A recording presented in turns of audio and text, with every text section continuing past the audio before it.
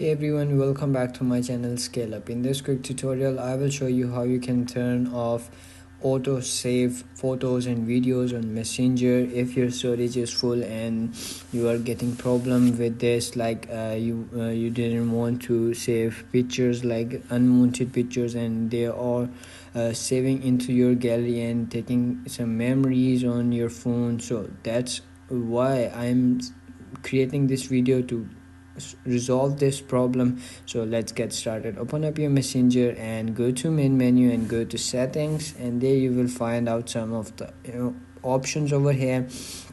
So you will see over here photos and media. Click on that and then you will see on the top save photos and videos. Turn this off and then your photos will never save until you save them into your gallery. If you found this video helpful, don't forget to like my video, subscribe my channel Scale Up, and also drop me a comment for more tips and tricks videos. Thanks for watching. See you in the next video. Have a nice day. Bye bye.